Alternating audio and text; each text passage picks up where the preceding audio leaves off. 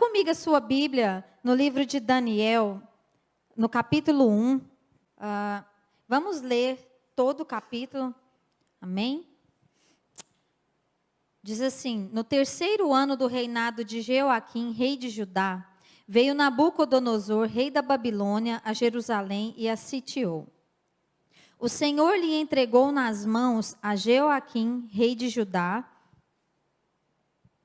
e a alguns dos utensílios da casa de Deus. A estes levou-os para a terra de Sinar, para a casa do seu Deus, e os pôs na casa do tesouro do seu Deus.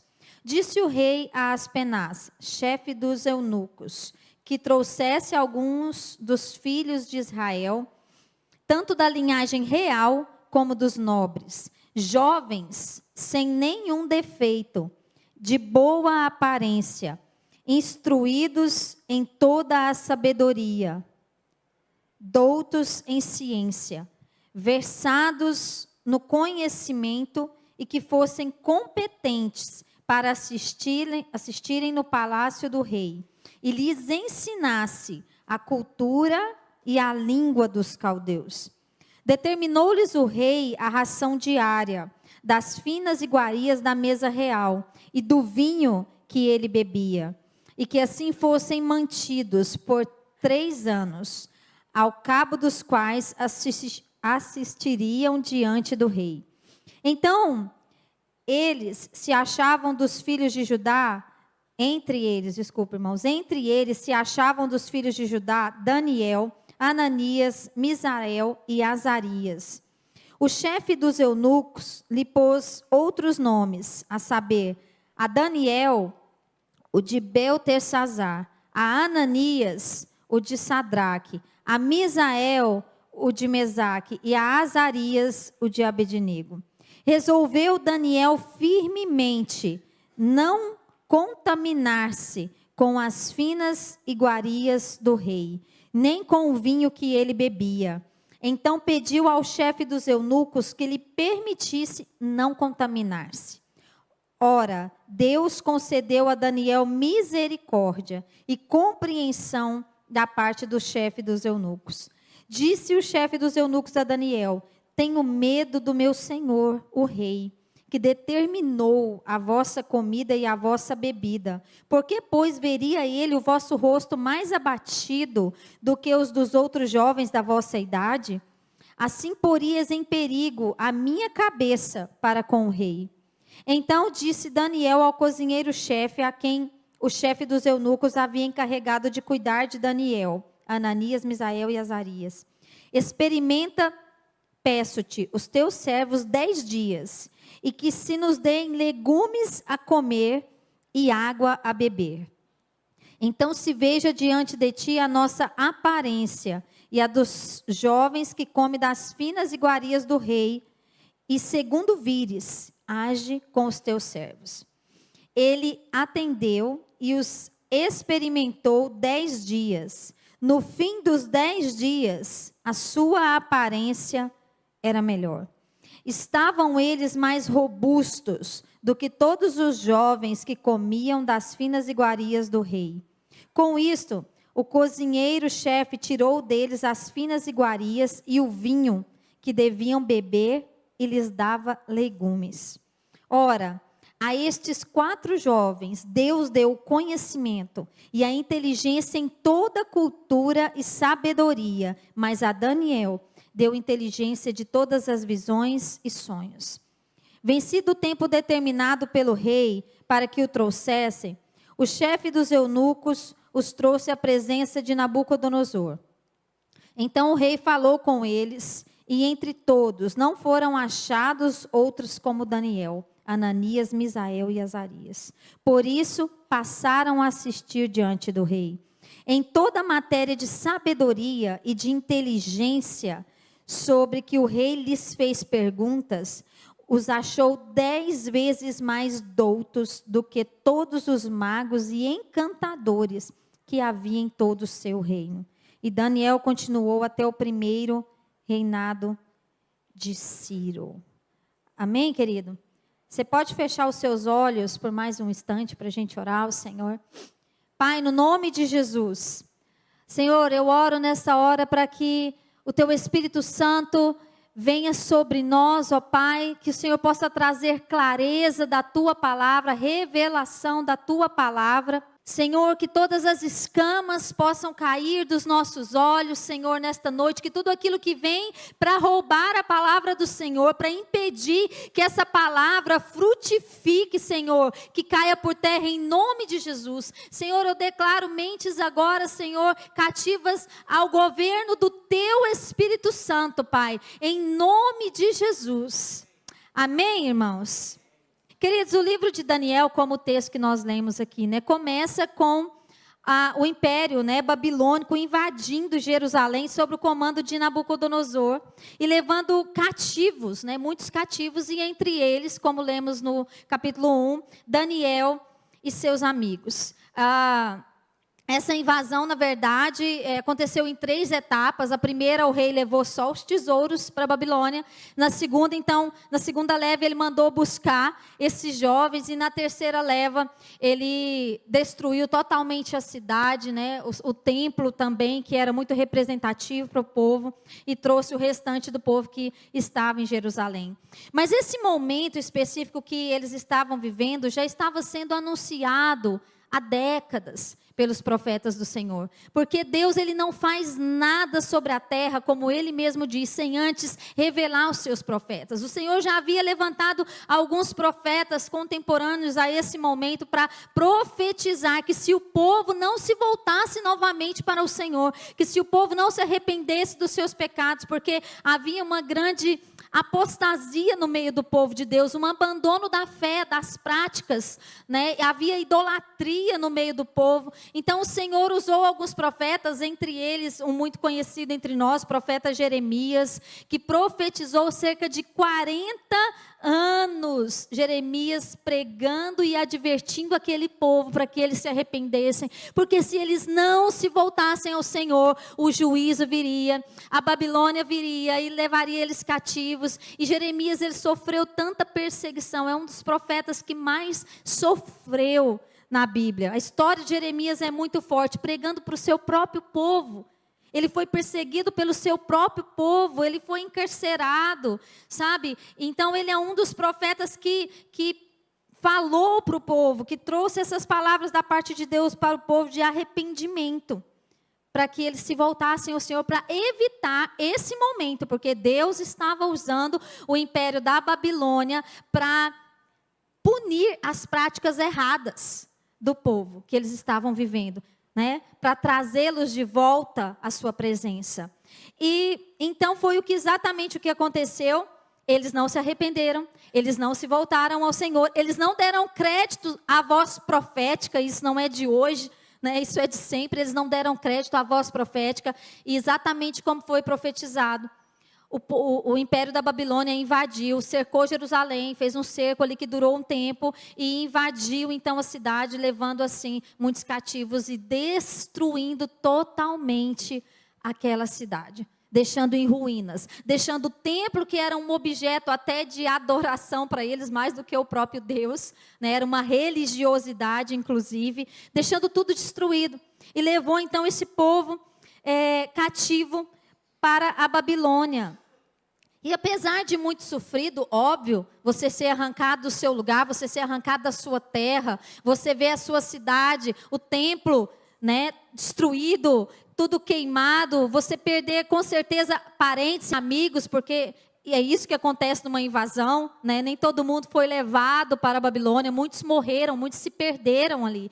Agora, apesar de ser muito sofrido, de toda a dor do povo, né, em ter que partir e deixar ali a sua santa cidade, o templo destruído, o cativeiro babilônico, ele difere, por exemplo, da escravidão do Egito. Né? Quando a gente lembra da escravidão no Egito, que os judeus eles foram muito subjugados como um povo realmente inferior, tratados como escravos, achibatadas, né? Em trabalhos pesados. E do Egito, o povo queria fugir, o povo queria sair. Tanto que quando foi chegando aquela pressão tão grande ali no Egito, foi quando eles clamaram ao Senhor, e o Senhor então envia o libertador e os liberta de lá. Agora, o cativeiro babilônico, ele tem uma diferença nisso, né? Porque apesar de todo o sofrimento do povo, foi um cativeiro sedutor, que dava títulos e funções de nobres aos cativos. Então, não foi um cativeiro como o Egito, onde o povo era punido, realmente com punições muito severas, mas foi um cativeiro que o povo foi seduzido a se aculturar ali no ambiente da Babilônia. Então, houve uma sedução, né? E é lógico que nem todos aqueles que foram levados cativos chegaram a um lugar, né, como Daniel chegou, de assistir na presença do rei, como Daniel e os seus amigos. Nem todos alcançaram este lugar, como foi com eles. Mas é tão interessante isso, queridos, porque eles receberam títulos de nobres. Daniel, ele serviu na presença de muitos reis. E quando você olha numa ideia de cativeiro, parece que não faz sentido, mas por quê? Essa é a ideia do cativeiro babilônico: sedução, seduzir. Tanto que quando o povo foi liberado para partir, quando se cumpriu os 70 anos, que foi a palavra que Deus deu, que o povo permaneceria na Babilônia por 70 anos, escravos lá, exiliados lá, quando eles foram liberados para voltar para a sua terra, muitos deles não quiseram voltar. Percebe? Olha a diferença do povo do Egito, da escravidão do Egito. Mas com a Babilônia, muitos, quando foram autorizados, inclusive levitas, inclusive aqueles que serviam no templo do Senhor, quando houve a liberação, depois desses 70 anos, muitos decidiram permanecer na Babilônia. Por quê? Porque eles se aculturaram lá. Eles assimilaram a cultura da Babilônia. E esse é o objetivo. Esse é o objetivo da cultura da Babilônia, aculturar as pessoas. E eu quero ressaltar com você que o livro de Daniel, eu amo o livro de Daniel, ele é um livro histórico, lógico, contém a história, conta a história do povo de Deus, conta a história do exílio da Babilônia, mas Daniel também ele é um livro profético. Daniel é considerado o Apocalipse do Velho Testamento. Quem é que sabia disso? Tanto que na escatologia não se estuda Apocalipse sem estudar o livro de Daniel e alguns outros profetas, mas principalmente Daniel, porque é um livro profético, né, com profecias que já se cumpriram no passado e outras que estão para se cumprir, inclusive que o cenário já está sendo armado para se cumprir diante dos nossos olhos, diante dessa geração. Há um ambiente profético, irmãos, se cumprindo diante dos nossos olhos. Há profecias na palavra de Deus que estão se cumprindo diante dos nossos olhos, né? E que vão se cumprir nos fins dos dias, realmente naquela contagem regressiva aqui sobre a terra. E uma das características ali da Babilônia, quando você olha a Babilônia, o império da Babilônia, a Babilônia ela foi um dos maiores impérios do mundo antigo, né? A sua cidade, a capital do império babilônico, né? Que era a grande Babilônia. Eu tenho certeza que muitos aqui já estudou isso na história geral, aí na escola, já ouviu falar esse nome, já ouviu falar da suntuosa cidade de Babilônia, dos seus jardins suspensos, porque era uma cidade grandiosa, com construções monumentais, com seus jardins, que inclusive já foi considerado a 7ª maravilha do mundo. Quando a gente pensa assim, irmãos, era algo realmente grandioso, com tecnologias, lógico, que para aquela época, extremamente avançadas, né? Era um centro cultural, intelectual, comercial. Babilônia, na verdade, era o centro do mundo antigo, né? Era considerada a mãe das outras civilizações, no quesito quando você se fala de cultura, de política, tanto que de lá o rei que antecedeu Nabucodonosor, né, o Hammurabi, você ouve dizer do código de Hammurabi, que era um código de leis, de moral, de conduta. Então, era uma cidade super desenvolvida, era uma cidade cativante, era o centro do mundo. E com tudo isso, com toda essa grandeza, lógico, também aí vem a cultura. Era um lugar de uma cultura promíscua, né, politeísta, como símbolo de degradação moral, idolatria, materialismo. Então, tudo isso fazia parte ali da Babilônia, para onde o povo de Deus foi levado. Um lugar de imoralidade contra toda a cultura do povo judeu, contra tudo aquilo que eles carregavam da parte de Deus. Eles foram para um lugar de densas trevas, de práticas promíscuas, de imoralidade. Então, era nesse cenário que o povo ele se encontrava. Agora, outro fato interessante sobre a Babilônia é que a Bíblia não se refere à Babilônia apenas como algo geográfico, um local geográfico ou um império antigo.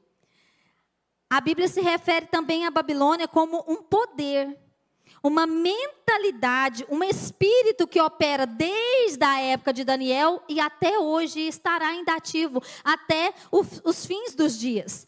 Tanto que quando você vai para Apocalipse, o capítulo 17, o capítulo 18 de Apocalipse, ele fala da Babilônia mística, da Babilônia comercial, e ele fala da queda da Babilônia. Óbvio que Apocalipse não está se referindo à Babilônia, o império antigo da Babilônia, mas sim a esse sistema, a esse poder, a essa influência que opera através dessa figura. Então, a partir daqui eu preciso que isso fica claro para você então conseguir entender o restante dessa palavra. Amém? Porque a Babilônia na Bíblia é algo muito representativo, que não se atém somente ao seu lugar geográfico, somente ao império antigo, somente à grande capital babilônica, mas fala de algo muito maior. Fala de um poder, de uma mentalidade que a partir dali, então, acompanharia as gerações e os próximos povos e impérios que viriam. E isso fica tão claro no próprio livro de Daniel, quando fala da estátua de Daniel, que na verdade é a estátua de Nabucodonosor. Eu sei que é muita informação, estou falando rápido, porque é muito conteúdo, né? Mas você checa lá, lê o livro de Daniel, irmãos, porque você vai se maravilhar. Então, Daniel ele interpreta ali o sonho de Nabucodonosor com essa estátua que ele teve, esse sonho, né, com essa estátua, que representa os impérios, desde a Babilônia até o fim, até o último império. Né? E a cabeça da estátua, ela fala do império babilônico, que é a cabeça de ouro. Então, ela se referia justamente ao império babilônico. Agora, cabeça fala de governo, sim ou não? Quem governa seu corpo? Quem governa o corpo? É a cabeça, é a mente. Se cortar, se tirar a cabeça, seu corpo não funciona. Então, presta atenção nisso. A representatividade da Babilônia ali era a cabeça, porque fala de uma mentalidade que governaria não somente na época de Daniel, mas que estaria presente em todos os outros governos até o fim. Né? E a gente vê isso se concretizando lá em Apocalipse também. Então, isso significa o quê? Que esse poder, essa mentalidade, fala desse espírito da Babilônia, que desde então tem operado, que é um espírito o quê? É o espírito que governa este mundo. É um espírito anti-Deus, anticristo. E não se trata apenas de uma cultura sem Deus, mas fala de uma cultura contra Deus. Entende, irmãos? É algo muito mais profundo, porque vai contra tudo aquilo que remete ao Senhor, vai contra a fé cristã, vai contra as doutrinas da palavra. E esse espírito da Babilônia, ele opera através de uma aculturação de crenças e segundo os valores deste mundo. E isso já é muito claro, quando você lê todo o texto de Daniel, isso já fica muito claro que a intenção da Babilônia era o quê? Aculturar aquele povo segundo os seus padrões. O texto já deixa isso muito claro para nós, né? E isso não opera somente lá, mas isso opera desde então até os dias de hoje, vai continuar operando até o fim, né? E você vê a forma como a Babilônia recebeu de braços abertos aqueles jovens, tentando seduzi-los, tentando sutilmente doutrinar eles segundo os seus costumes, que era o oposto de tudo aquilo que eles haviam aprendido durante toda a sua vida. Era o oposto de tudo aquilo que eles haviam aprendido. Por isso que a palavra, ela chama a Babilônia de a prostituta das nações. Por quê? Porque ela atrai Ela seduz com seus banquetes, né? E essa é a armadilha de Satanás, sempre foi, que é a sedução. Não é novo. Sempre foi assim. É através da sedução. Isso começou lá no Éden com Adão e Eva, quando Satanás ali tenta fazer o quê? Ataca a mente de Eva, tenta mudar a mentalidade, os conceitos que ela havia, que ela conhecia da parte de Deus, através de uma sedução. E é exatamente assim que esse espírito da Babilônia, tá? Quando eu falar espírito da Babilônia, eu estou falando do espírito que opera neste mundo, que jaz no maligno. Então, o espírito da Babilônia faz com que as pessoas sejam seduzidas pela prostituição espiritual, onde não se adora mais o Senhor, onde o Senhor, ele não é mais o centro, mas existe um culto ao próprio ego, voltado para o próprio ser humano, uma cultura hedonista, né? Onde tudo que importa é que eu satisfaça os meus desejos, os meus prazeres, onde tudo que importa é que eu seja feliz. É assim que ele trabalha. E ele trabalha assim dentro das igrejas, tá, irmãos? Eu estou falando isso aqui dentro de um contexto realmente cristão. Cristão também, porque ele trabalha assim para destruir os valores cristãos. E também dentro da igreja. E, infelizmente, a gente tem visto isso acontecer e com muita frequência. E creio eu que nesses últimos dias a gente ainda vai ter muitas surpresas, infelizmente, né, por aí, de pessoas que cedem, de cristãos, de líderes, inclusive, que estão cedendo à pressão, cedendo aos encantos, à sedução deste mundo. E o espírito da Babilônia, ele exerce forte influência em toda a sociedade, de forma geral e de forma global. Por quê? Ele busca o domínio político, o domínio econômico, cultural, religioso, em oposição aos valores da fé cristã. E aí eu te pergunto, irmãos, não é exatamente isso que nós temos visto acontecer diante dos nossos olhos, todos os dias? Essa guerra ideológica, cultural, que tem atacado os valores do cristianismo, essa doutrinação que nós estamos vivendo hoje no século 21, ela é antiga, ela não é de hoje, ela já é de centenas de anos atrás. Óbvio que ela veio ganhando força com o passar dos séculos e espalhando essa cultura anticristã, anti-Deus, tentando tirar Deus de cena. Tudo hoje, irmãos, tudo hoje é feito para tirar Deus de cena. Deus do foco, Deus da cultura, Deus da política. É ou não é, irmãos? Se não é esse cenário que a gente está vendo hoje. Eu sei que essa é uma palavra, não é uma palavra fácil de pregar. Não é talvez a palavra que você gostaria de ouvir hoje. Talvez hoje vai ser um daqueles dias que alguém vai dizer, ah, não, a palavra hoje não foi para mim, mas eu quero te dizer, essa palavra é para você. Essa palavra é para nós. Irmãos, nós precisamos estar atentos ao tempo que nós estamos vivendo, porque é algo muito sério. Porque senão, daqui a pouco, eu e você estamos negociando os princípios e os valores da fé cristã. Porque muitas vezes é melhor eu não pensar nisso. Ah, não, eu fico com medo. Tem gente que a gente vai falar algumas coisas, tem medo. Não, eu não gosto nem de pensar, porque me dá medo. Irmãos, por favor. Por isso que a Bíblia diz que os filhos das trevas são mais hábeis do que os filhos da luz. Por quê? Porque às vezes a gente vive fazendo de conta que não está acontecendo. Mas isso não vai fazer parar de acontecer. Está acontecendo. Está acontecendo diante dos nossos olhos. E não se engane. Porque para cair basta estar de pé. Não se engane, deixa eu te dizer, não confia nessa carne. Não confia nessa carne, porque o dia que nós confiarmos nela, é certa a nossa ruína. Se nós não estivermos o tempo todo alinhados na presença do Senhor, nós corremos o risco de sermos seduzidos por esse espírito que opera intensamente nos dias que nós estamos vivendo. Às vezes a gente fica esperando o diabo vir até nós com um chifre e cuspindo fogo. Queridos, ele não vem assim. Você sabe como que ele se apresenta para nós? Ele vem transvestido de felicidade, de prazer a qualquer custo. Ele não coloca para nós uma visão do inferno. Ele coloca um banquete cheio de sedução, com tudo aquilo que eu e você mais gostamos.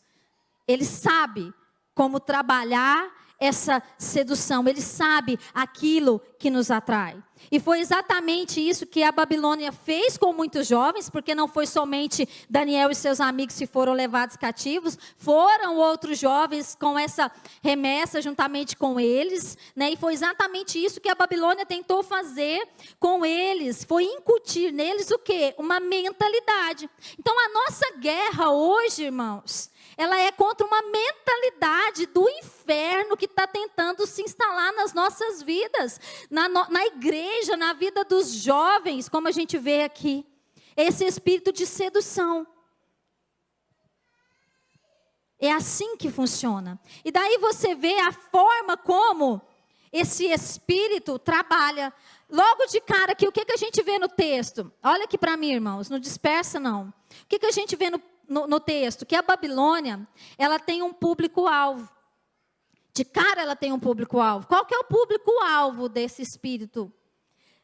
O versículo 3.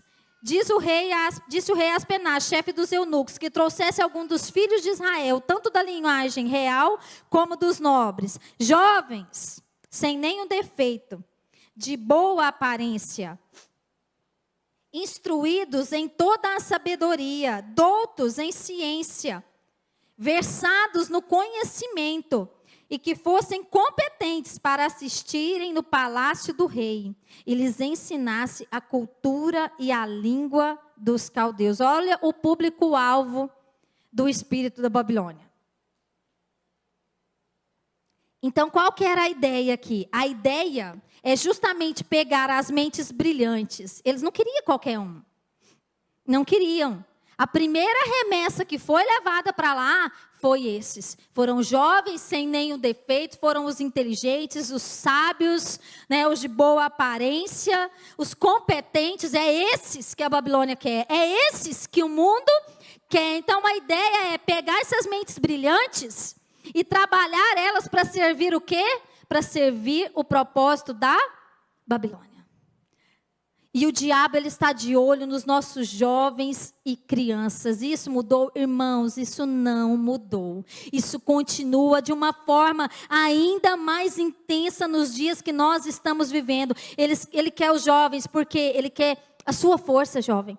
Ele quer a sua capacitação, ele quer a sua inteligência, ele quer a sua influência para disseminar essa cultura ante Deus. Percebe isso, irmãos? A gente vê aí esse mundo hoje com tantos influencers, né? É a era dos influencers agora. E a gente vê tantos jovens aí que carrega aí, ó, milhares de seguidores, que são influenciadores. A questão é, o que é que eles estão influenciando esses jovens a fazer e a seguir? Entende por que o diabo ele pega tão pesado? E por que ele quer tanto esse público, que é os jovens e as crianças? Porque ele sabe do potencial, ele sabe da força, ele sabe da influência, ele sabe da inteligência. E outra coisa, é muito mais fácil você mudar uma mentalidade fresca, né, de jovens e crianças. Porque esses jovens e crianças de hoje que estão sendo engolidos por esse sistema aí fora, que a gente muitas vezes quer fingir que não existe, esses jovens que estão sendo engolidos por esse sistema, eles serão os pais de amanhã. Percebe que é um trabalho a longo prazo, mas o inimigo ele é paciente. E hoje a nossa geração, ela já está colhendo os frutos disso. Ela já está colhendo os frutos disso. Mas eu creio, irmãos, no nome de Jesus, que Deus está levantando jovens como Daniel, como luzeiros sobre esta terra, jovens comprometidos com o evangelho, com a palavra da verdade, jovens que não vão se dobrar segundo o sistema desse mundo, jovens separados para servir ao Senhor. Isso, irmãos, a gente precisa se atentar para isso. 1 João 2,14. O apóstolo diz assim: jovens, eu vos escrevi, porque sois fortes. E a palavra de Deus permanece em vós, e tendes vencido o maligno. Então, jovem, Deus já te capacitou. Deus já te empoderou para você vencer o maligno. Para você se posicionar. E eu preciso falar isso aqui para os nossos jovens de hoje. Queridos, não se deixe levar pelo sistema lá de fora. Não se deixe contaminar pelo sistema corrompido neste mundo, pelas pressões que vêm sobre você lá fora. É possível sim, a palavra nos mostra isso, mesmo no mundo tão tenebroso, tão imoral, mesmo no meio de uma cultura tão anticristo, tão antideus, a palavra nos mostra que é possível sim, nós permanecemos em santidade, é possível sim, nós nos posicionarmos diante do Senhor. Posso ouvir um amém, irmãos? E aí a segunda coisa, foi oferecido para eles um banquete de sedução. Quando você vai para o verso 5, você vê que eles prepararam para eles ali um banquete de sedução. Irmãos, que cativeiro faz um negócio desse? Você é levado escravo, cativo para outra nação, que não tem nada a ver com você. E ali, lógico que os melhores, os selecionados, é feito para eles um grande banquete com todas as iguarias reais. E não era qualquer coisa, eram as iguarias que o rei comia. Era o que era servido na mesa do rei. Olha que privilégio, muitos podem pensar. Não é, gente, eu vou comer na mesa do rei Nabucodonosor. Olha como a Babilônia recebeu eles. E o primeiro desafio de Daniel foi não ceder à sedução da mesa da Babilônia. Foi não ceder ao banquete. E aí quando você olha no contexto da cultura deles, irmãos, Daniel, ele era judeu, ele seguia as leis de Deus, e entre essas leis havia restrições de alimentos, restrições de culto a outros deuses, né? De conduta. Agora, Daniel, quando ele viu aquele banquete, ele sabia que havia impureza naquela mesa. Ele sabia que havia impureza naquela mesa e ele não queria fazer parte dela. Era como se, eu até brinquei aqui hoje, falei, vamos contextualizar, pegar um goiano aqui do interior de Goiás, que come só pamonha e piqui, glória a Deus pela pamonha e piqui, né? Mas levassem eles lá para Dubai, algo esplendoroso, algo que você nunca viu igual, com aqueles banquetes e quitutes de coisas que você nunca imaginou que pudesse existir e fosse colocado diante de você. Olha que privilégio aqueles jovens estavam recebendo de poder se alimentar da mesa do rei. Mas Daniel, ele decidiu que ele não queria fazer parte daquela mesa. Ele decidiu que ele não queria se contaminar com as iguarias e com o vinho da mesa do rei. Porque ele se alimentava com aquilo que o seu Deus permitia. Aí ele é levado para outra nação, irmãos. Outra cultura, outros costumes. Outro povo, ele poderia ter olhado para isso e dito, gente, eu já estou aqui mesmo, minha cidade foi destruída, nem o templo existe mais. Eu estou na casa do rei, no palácio do rei, sendo servido pela mesa do rei. E ele poderia ter feito uso de muitos argumentos, sabe, para ceder aquilo ali. Mas a Bíblia nos diz que ele decidiu firmemente não se contaminar com as iguarias da mesa do rei. Você percebe que houve uma decisão. E porque houve uma decisão firme no coração dele, a Bíblia nos diz que Deus veio em favor dele. Porque Deus fez com que ele achasse graça diante dos olhos do eunuco do rei, que permitiu que ele não se alimentasse com as iguarias daquela mesa. Irmão, só Deus para fazer um negócio desse. Você acha que uma pessoa, aquele cara que nem sabia quem era Daniel, nunca viu ele na vida, colocaria a cabeça dele a prêmio, deixando ele não se alimentar daquela comida? Mas por que que Deus veio em favor dele? Porque primeiro, ele se posicionou, eu não quero fazer parte dessa mesa. Eu não quero comer esses alimentos que são impuros diante do meu Deus. Então houve uma decisão no seu coração em permanecer em santidade. Daí talvez muitos ali podem ter olhado para ele e dizer, rapaz, deixa de ser radical. Não é o que a gente escuta hoje? Isso é radical demais. O mundo mudou, deixa de ser legalista. Para que isso? Não precisa mais seguir as leis de Deus. Nem seu templo existe mais. A Bíblia é ultrapassada. Precisa ser atualizada. Para com isso. Né? Para com isso. esse tipo de pressão ele deve ter sofrido, que são as pressões, irmãos, que nós sofremos hoje. Sim ou não, irmãos? Sim ou não? Nós sofremos essas pressões hoje, neste mundo, que quer nos seduzir e nos fazer aceitar essa cultura das trevas. Então, essa é a ideia do espírito da Babilônia, nos seduzir aos poucos, até nos fazer negociar princípios que um dia nós falamos, não, jamais eu faço isso. De repente você vê os crentes fazendo. De repente você vê, sabe, os cristãos comprometendo a sua fé, negociando os princípios da palavra de Deus. Por quê? Porque não, isso foi lá no passado.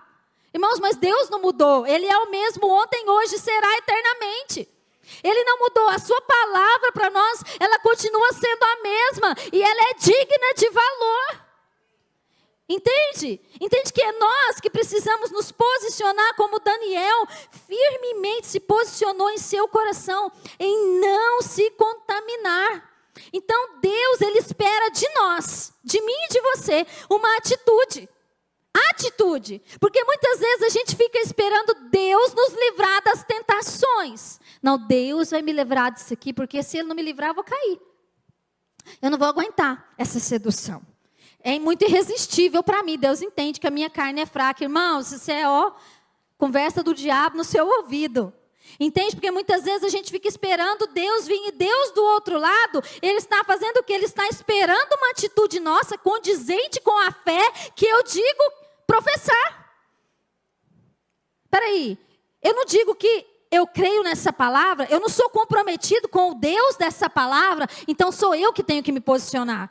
Não é Deus que o tempo inteiro precisa ficar tirando as tentações do seu caminho. Não, quando nós nos posicionamos, Deus vem com o favor dele sobre nós. Deus nos ajuda a vencer, sabe, as nossas fraquezas, as nossas limitações, as nossas dificuldades. Mas primeiro, nós precisamos nos posicionar e fazer valer a fé que a gente diz seguir.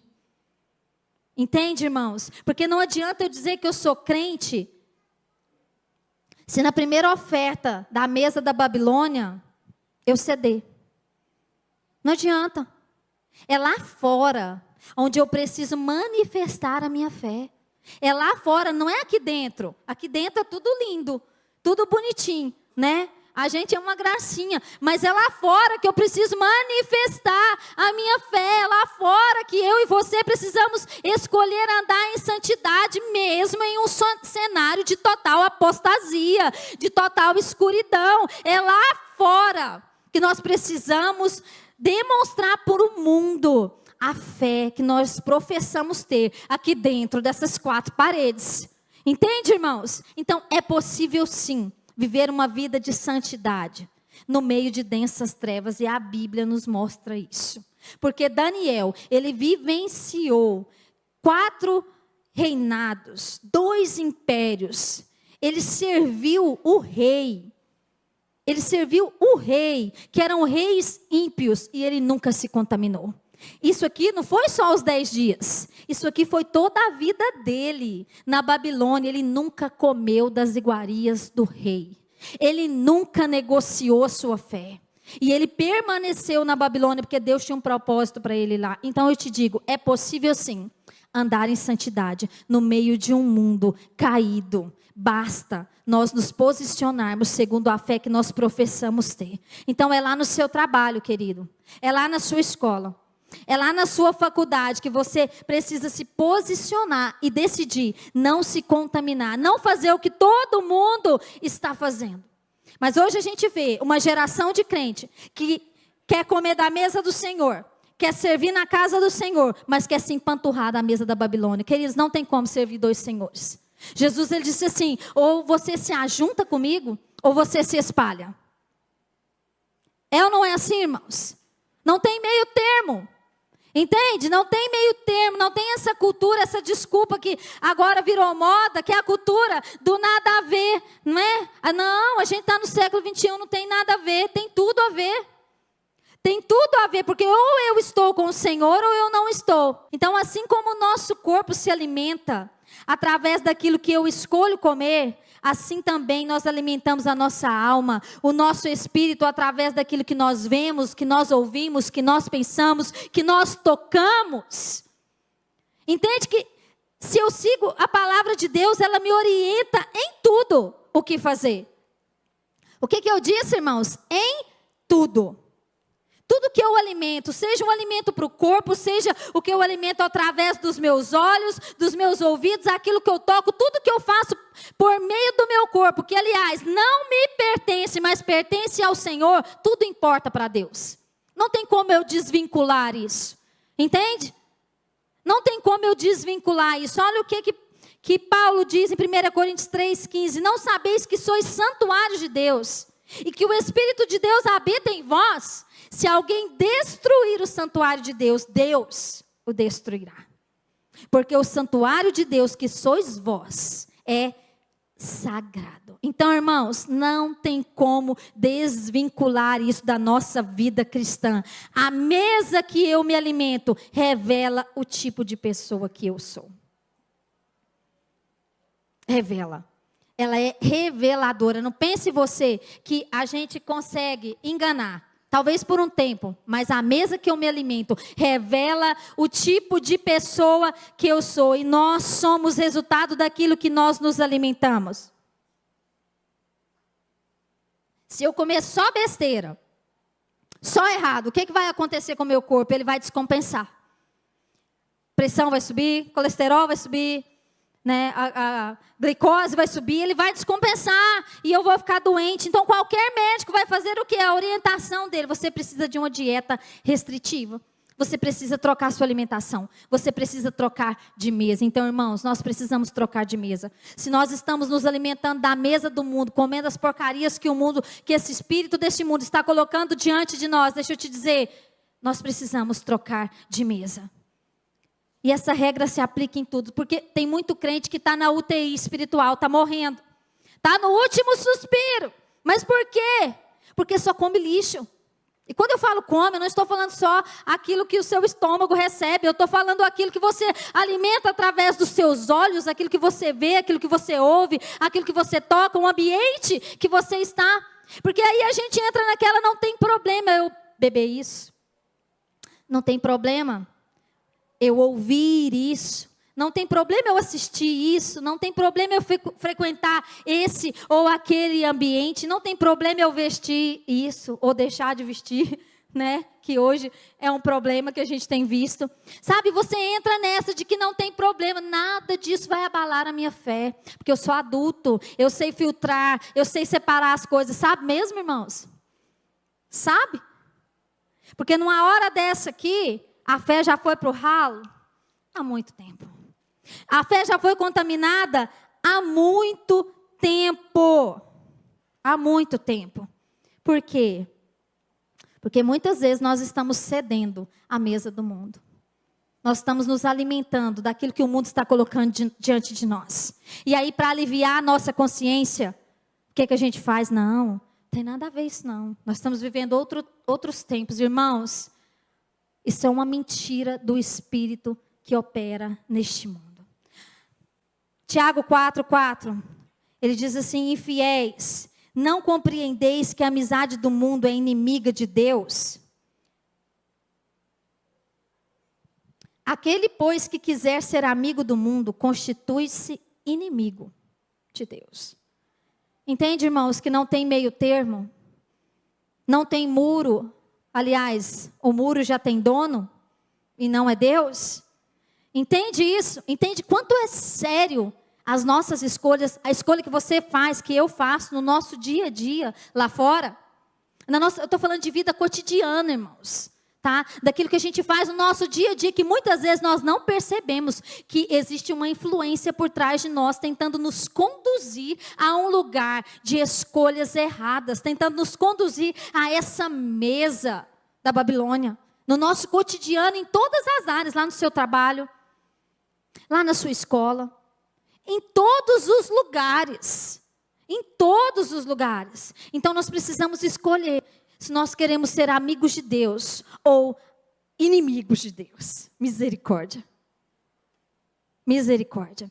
Isaías 50:20 diz assim: ai dos que chamam bem, ai dos que chamam ao mal de bem, e ao bem chamam mal, que fazem das trevas luz. Olha o perigo disso. e da luz trevas, que mudam o amargo em doce e o doce em amargo. Não é isso que a gente tem visto hoje? As pessoas fazendo do que é mal, do que é errado, agora é verdade absoluta. É verdade. E a palavra de Deus já deixou de ser verdade, porque agora é relativo.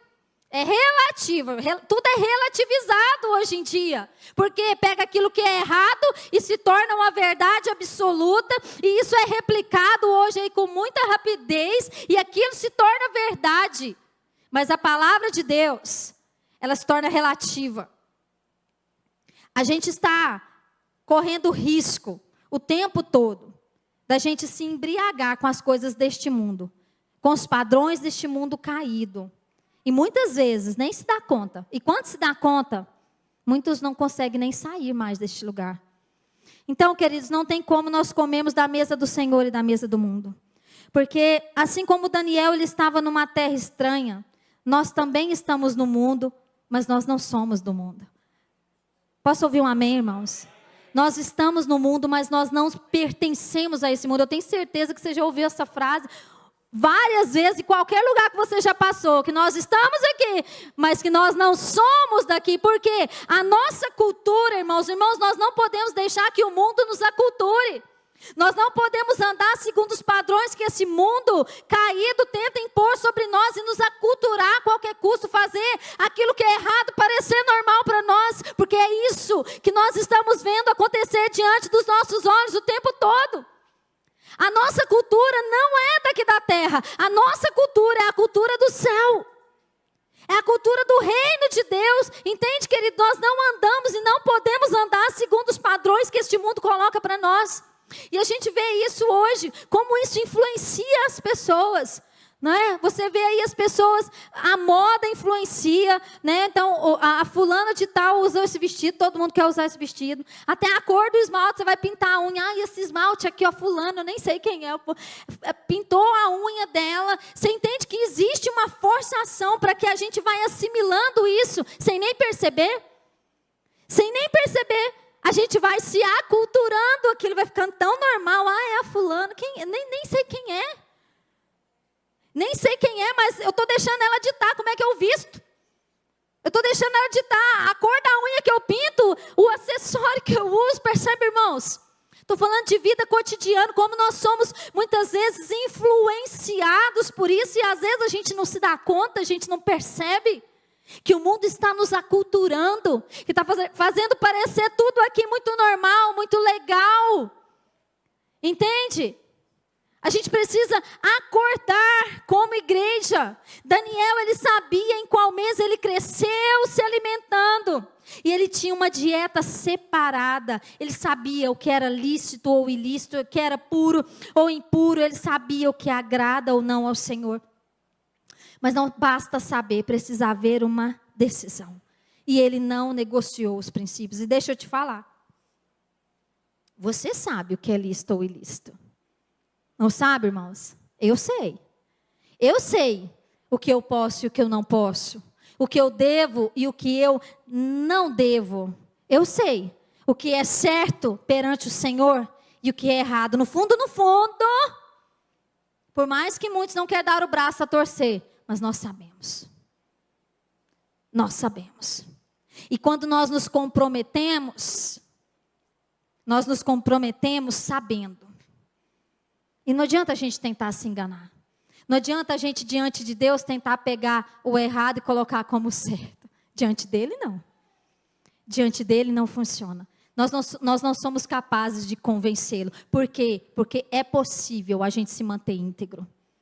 É possível, sim, a gente permanecer em santidade. É possível, sim, a gente fazer as escolhas certas. E eles escolheram não se contaminar com as iguarias da Babilônia. E mesmo comendo só legumes, depois dos 10 dias, comendo só legumes e bebendo água, a Bíblia nos diz que o semblante deles eram mais vistosos do que daqueles que se alimentavam da mesa do rei. Então isso nos mostra que o nosso semblante denuncia se nós somos saudáveis ou doentes. E um crente saudável, ele transborda Deus. Um crente saudável, Ele transborda a vida de Deus, ele transborda do Espírito Santo de Deus, ele transborda a palavra de Deus, assim como o contrário também é verdade. Porque, irmãos, é fácil de detectar. Você senta, não precisa de 5 minutos, não. Você senta com uma pessoa, você consegue detectar o que transborda da vida dela, porque não tem como a gente reter. A gente só pode dar aquilo que a gente tem. Não tem como. Você entende? Não tem como. Mas aquele que é cheio de Deus, aquele que é cheio da vida de Deus, ele transborda isso. E a terceira coisa que a gente vê no texto, no verso 7, é que a identidade deles, é isso que o espírito da Babilônia visa, é um ataque à identidade. E eu nem preciso, irmãos, entrar no mérito aqui, porque hoje isso está tão escancarado, de uma forma tão absurda, inclusive. Absurda, até assustador. Eu não sei você, mas eu olho para o mundo hoje, eu falo, meu Deus, eu nunca pensei que eu ia viver para ver o que eu estou vendo hoje acontecer no mundo, com as pessoas. A ver essa ação do inferno tão escancarada, a ver as pessoas descendo no mais baixo nível que um ser humano pode descer. Mas por quê? Irmãos, esse espírito, essa cultura está atacando a identidade, principalmente hoje, dos nossos jovens e crianças, que é o público-alvo deles.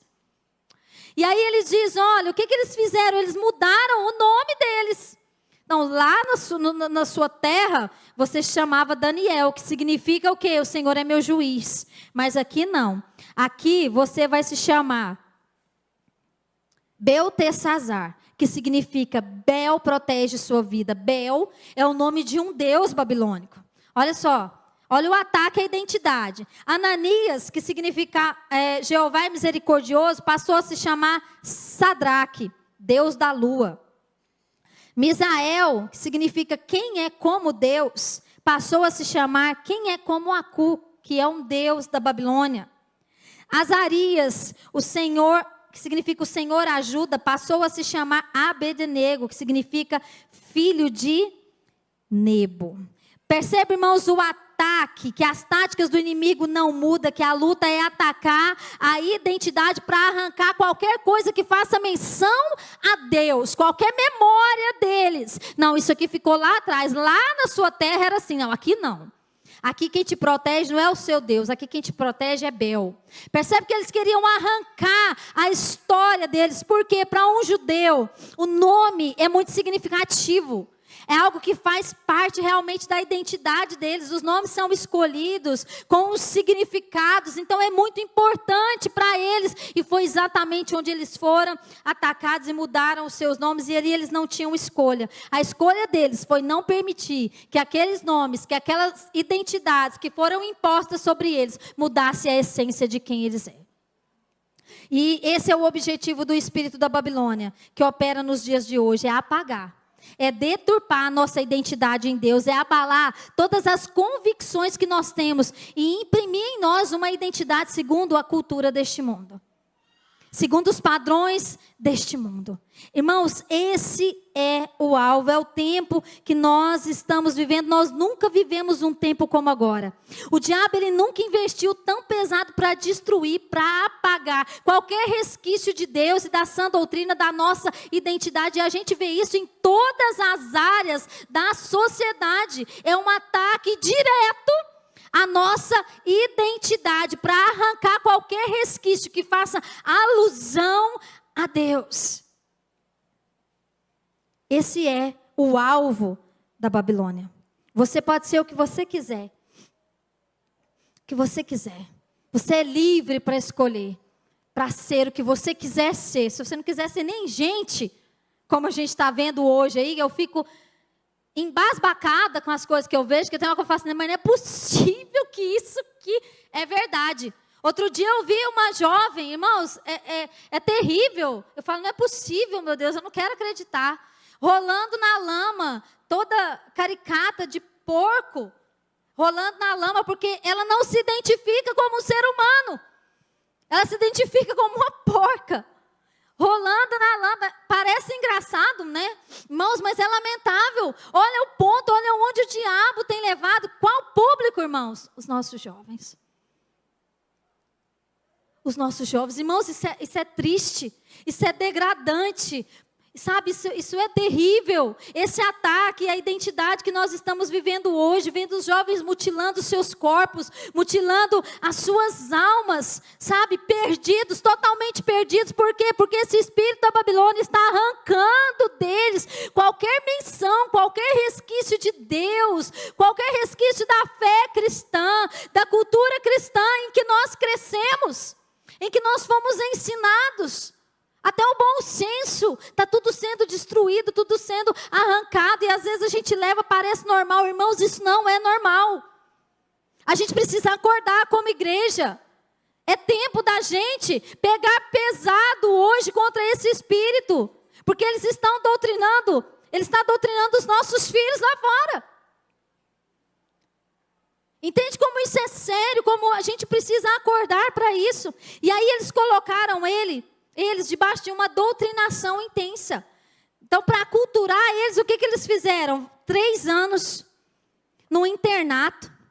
3 anos ali para aprender a cultura deles, para aculturar eles, aprender a cultura, aprender a língua deles, né? Os padrões dos babilônicos. Foram 3 anos de faculdade ali intensiva, de tempo integral, para que eles aprendessem a cultura da Babilônia. E o objetivo era exatamente esse, deixá-los parecido com a Babilônia. Daí eu fui estudar quanto tempo leva para uma pessoa se aculturar em outra cultura, em outra nação, em outra cultura, enfim. Quanto tempo? De 2 a 3 anos. Irmãos, o espírito da Babilônia sabe o que ele está fazendo. De 2 a 3 anos para se aculturar. Agora hoje nós temos isso aqui, ó, ao alcance das nossas mãos. Esse tempo hoje é reduzido. Hoje nós e os nossos filhos têm isso aqui ao alcance das mãos deles e muitas vezes eles estão sendo doutrinados, você nem sabe. Você nem sabe o que está acontecendo. Você nem sabe o tipo de influência que o seu filho, que a sua filha está recebendo através dos desenhos que eles assistem. Através das programações que eles estão vendo. Muitas vezes, irmãos, a gente não sabe. Eu sou mãe, né? Enquanto eu pude, eu vetava tudo. Eu era malvada, terrível. Podia ver nada. Eu não posso nada, não pode não. Mas todo mundo vê. Aí a gente fala a adorável frase que a gente gosta, né? Mas você não é todo mundo. Né? Enquanto eu pude, hoje eu ensino. Eu não gosto disso.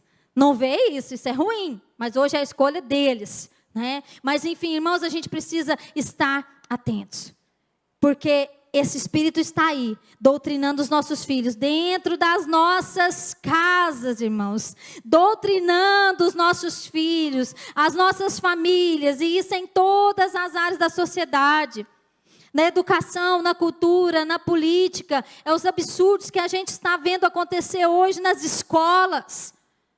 Presta atenção, irmãos, que isso aqui é sério. Desde a pré-escola até a faculdade. Irmãos, o que nós estamos vivendo hoje dá medo de mandar o filho para a escola, eu não sei você.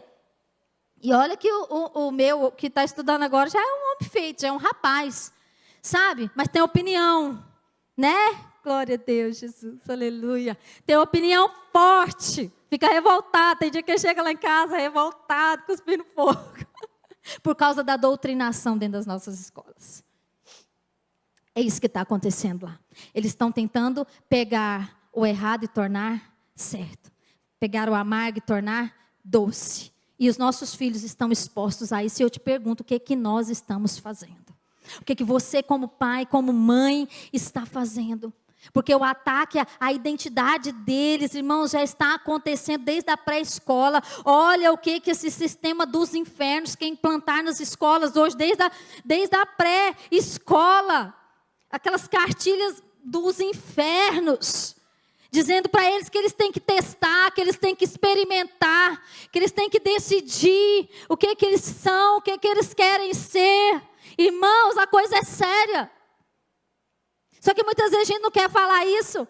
A gente não quer falar sobre isso. É pesado falar sobre isso num culto desse. É difícil. É difícil, mas a gente precisa como igreja. Entende? A gente precisa acordar. A gente precisa, irmãos, se posicionar como Daniel se posicionou. A gente vê pais aí que trabalham a vida inteira para mandar o filho para a faculdade. Um ano de faculdade eles perdem o filho. Não estou dizendo para não ir para a faculdade não, viu, irmãos? Eu estou dizendo que nós temos que pegar mais pesado na doutrinação dos nossos filhos do lado de cá. Porque a gente está no mundo, não tem como fugir daqui, mas tem como sim ensinar os nossos filhos a se posicionar diante da mesa da Babilônia, que é posta diante deles todos os dias.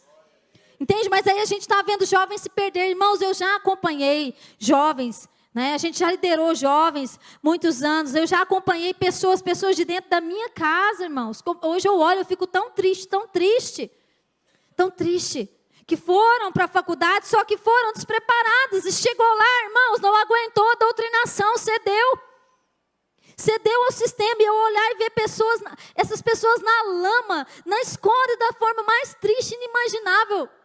Eu falo, Deus, tem misericórdia. Porque é algo muito sério, é algo muito forte. Então a gente precisa hoje, como cristão, como pais, sabe, pegar pesado também do lado de cá. Porque está aí fora, o mundo está trabalhando para destruir a fé cristã. O espírito que governa esse mundo, o espírito da Babilônia, que é o espírito do anticristo, irmãos, que governa este mundo, está trabalhando pesado para atrair os nossos jovens, porque ele sabe do potencial que eles têm, as nossas crianças, porque ele sabe que serão os influenciadores de amanhã para propagar essa cultura dos infernos. Que a gente vê hoje aí a desconstrução da família tradicional, da família que Deus criou, pai, mãe e filhos, hoje estão desconstruindo isso. Estão destruindo, tentando destruir o projeto original de Deus. Eu não sei se vocês perceberam, cadê os pais aqui? Pais, homens agora, homens. Eu não sei se vocês perceberam que esse ano, o Dia dos Pais, foi surpresa. Até eu, irmãos. Eu chego no sábado e falo, amanhã é Dia dos Pais. Um silêncio. Por que isso, irmão? Você acha que é normal isso? Porque antes, até a área logística, estou falando aqui, né? É você recebendo mensagem de loja, é as propagandas, você abre suas redes sociais, está lá as propagandas, Dia dos Pais, né? Aquela coisa para atrair, até isso que o comércio vive dessas datas. Silêncio absoluto. Eu não recebi, eu não vi nada. O dia que eu assustei, eu falei, gente, contando os domingos, falei, meu Deus, amanhã é Dia dos Pais. Você vê como eles doutrinam até a nossa mente. Por quê? Porque, me entenda, é uma data comemorativa e tudo. Você não deixa de ser pai se você não comemorar essa data. Mas o que eu quero dizer para você é a desconstrução da figura paterna. Entende? Como esse sistema está pegando pesado para desconstruir, irmãos, o patriarcado, porque é bíblico o patriarcado. Esse sistema odeia o patriarcado. Ele odeia a sua figura, homem, a sua figura, pai. Ele odeia isso, então ele quer desconstruir. Ele quer desconstruir, por isso passou batido. Eu fiquei assim, falei assim, gente, realmente a coisa está ficando séria. Porque até a gente é acostumado com isso, em ser notificado. Até eu esqueci. Então, você entende que parece que é algo sutil? Normal? Não é normal, não é normal. Existe um sistema trabalhando para isso.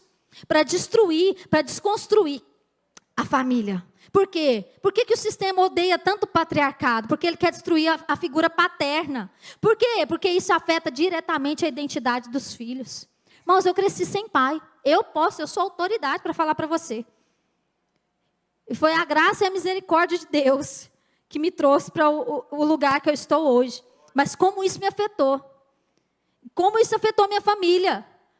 Você entende? Esse é o alvo do diabo. E ele está pegando pesado para isso. Então, homens, vocês precisam se posicionar dentro das suas casas, como verdadeiros sacerdotes dentro do seu lar, sobre a vida dos seus filhos. Entende? A gente não pode se curvar o sistema e parecer que está tudo normal e aceitar isso.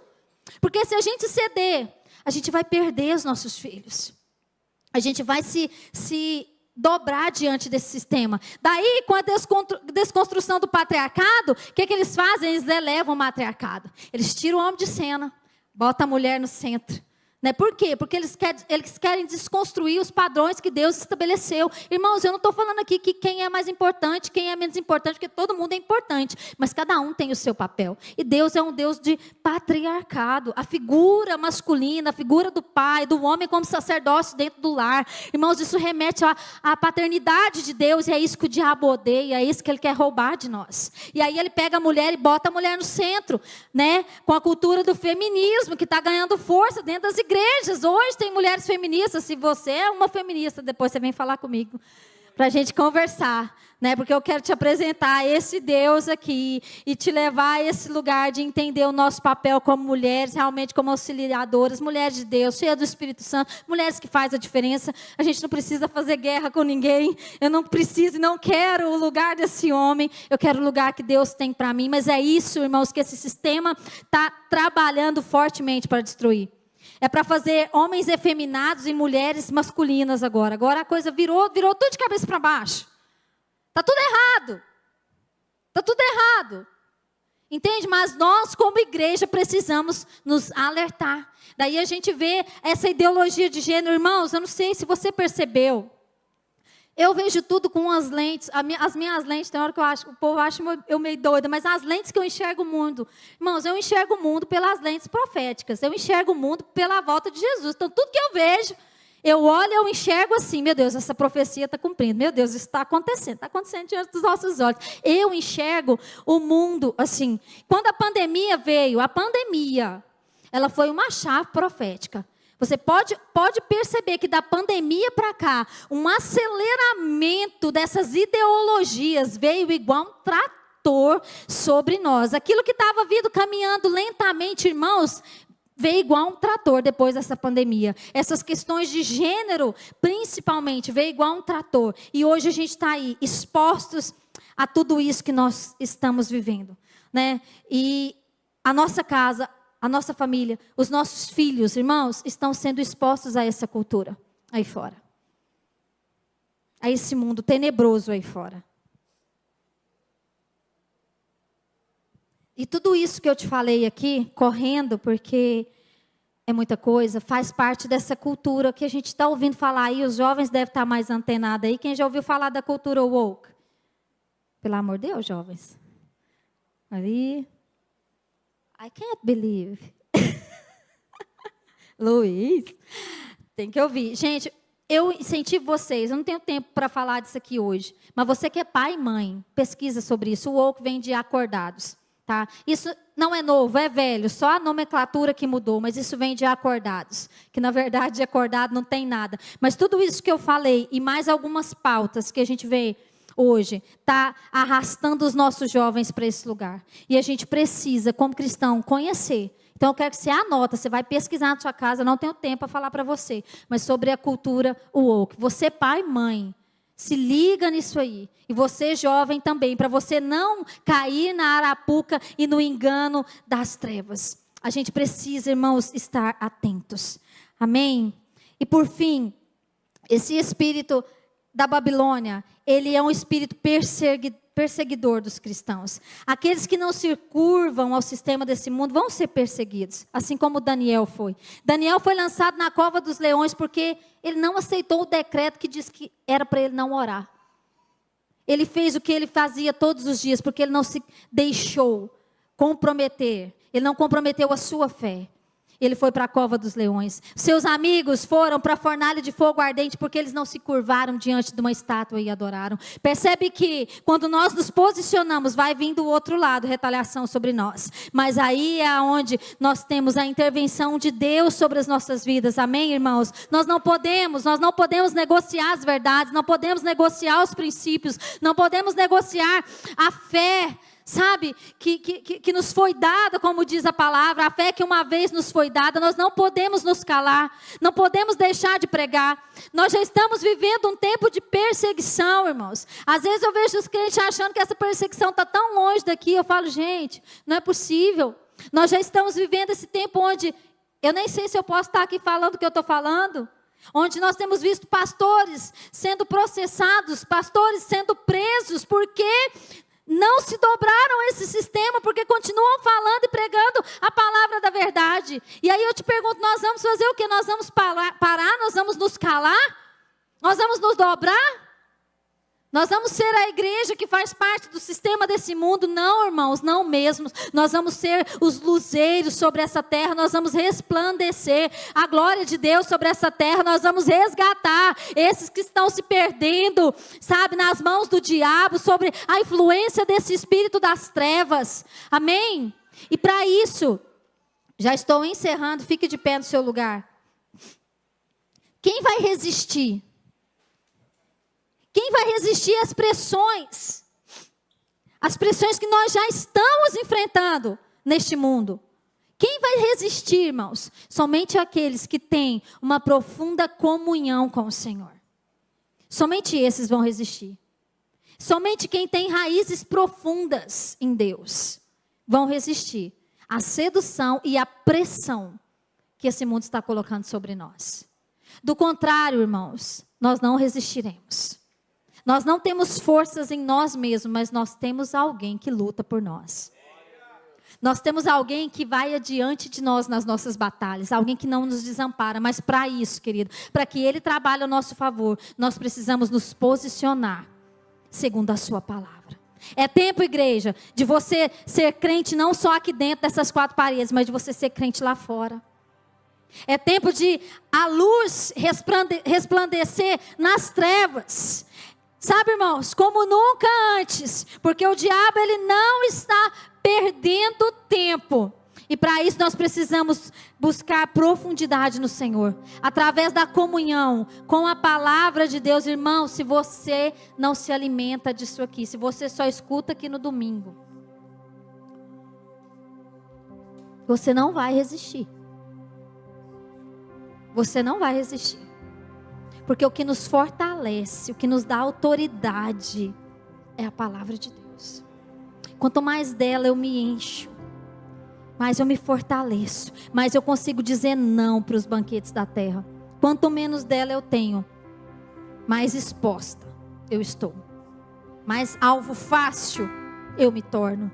Então, o único caminho para permanecermos firmes, inabaláveis, é uma vida de profunda comunhão com o Senhor, através de práticas espirituais, através da comunhão com a palavra, através da oração. Daniel orava 3 vezes ao dia, e ele não parou de orar quando disseram que ele ia para uma cova dos leões. Ele fez como ele sempre fazia, porque ele confiava no Deus que ele servia. Então, irmãos, é tempo de nos aprofundarmos no Senhor, porque os dias são maus. E não é negativismo, é palavra profética, é palavra de Deus, tá? Vão ficar piores. Essa terra aqui não tem nadinha para oferecer para nós de bom, irmãos. Vai ficar pior. A perseguição sobre a igreja vai aumentar. As ideologias, a mentalidade desse espírito anticristão, ela vai crescer. Mas a igreja precisa se posicionar em viver uma vida de santidade, porque sem santidade ninguém verá o Senhor. Ninguém verá o Senhor se nós não nos santificarmos, se nós não nos separarmos como Daniel e seus amigos fez. Irmãos, nós não vamos resistir, nós vamos sucumbir. Jesus, ele vem buscar uma igreja pura, sem mácula, santa. Eu não sei você, mas eu quero fazer parte dessa igreja. Você quer fazer parte dessa igreja, irmãos? Você quer? Então, no nome de Jesus, se posicione em Deus. Se posicione em Deus lá fora. Se posicione em Deus, seja luz lá fora. Se posicione em santidade. Se posicione, jovem, na contramão do mundo. Não faz o que todo mundo está fazendo. Seja diferente. Seja diferente. Leve Cristo, leve luz, leve a vida de Deus para onde seus pés pisar. Seja um testemunho vivo, assim como Daniel foi por gerações. Deus conta com você. Deus conta conosco. Deus conta com a igreja dele sobre a terra nesses dias. Amém? Eu quero levar você a refletir agora. Olhar para dentro de você. Olha para dentro de você. E procure identificar as áreas onde você percebe que esse espírito tem tentado influenciar a sua vida. Para arrastar você para esse lugar. Para distante de Deus. Para destruir a sua identidade. Quem você é no Senhor. Quem o Senhor te chamou para ser. Olha para dentro de você. E decida. Eu não posso fazer isso por você. Decida se posicionar.